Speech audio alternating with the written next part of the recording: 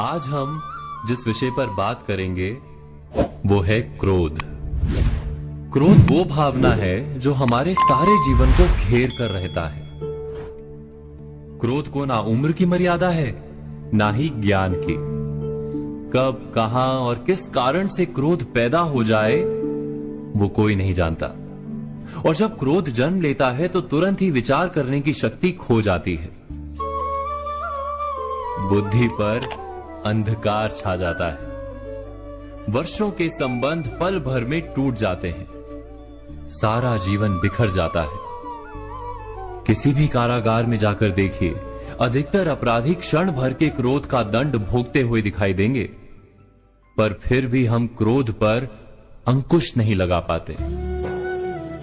बार बार हम क्रोध ना करने का प्रण तो लेते हैं, पर बार बार हमसे क्रोध हो जाता है।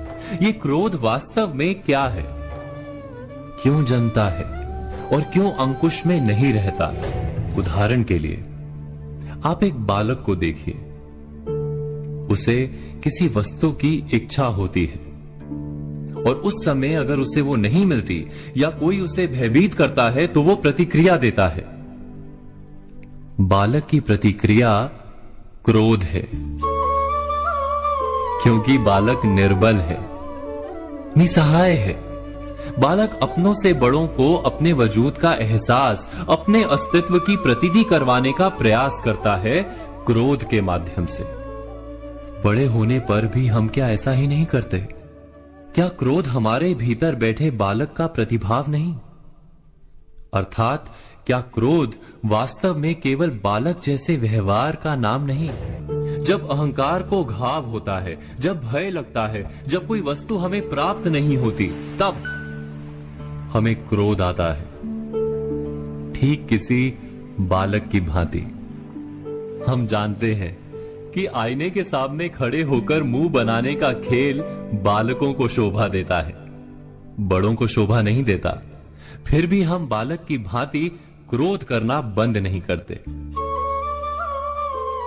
हम अनुभव से जानते हैं, दूसरों को देखकर बता सकते हैं कि क्रोध से कभी कुछ प्राप्त नहीं होता। सम्मान हो, संपत्ति हो, प्रेम हो या सुरक्षा हो, क्रोध से नहीं मिलता। मिलता है तो प्रयासों से, कार्य करने से, बुद्धिपूर्वक विचार करने से। मनुष्य मात्र अपनी आदतों के अनुसार ही जीता रहता है। क्रोध भी आदत बन जाती है। हमारे चाहते हुए भी हम अपने प्रतिभावों को रोक नहीं पाते। हम स्वयं को बड़े या पुख्ता मानते हैं, पर थोड़ा सा कारण मिलते ही हमारे भीतर का बालक क्रोध कर बैठता है।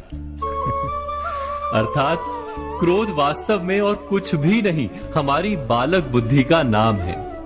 जैसे ही हम इतना स्मरण में रखें कि हम बालक नहीं, बालक जैसा व्यवहार हमें शोभा नहीं देता, वैसे ही क्रोध स्वयं ही बंद हो जाता है। क्या ये सत्य नहीं? इस पर विचार मनन अवश्य कीजिएगा।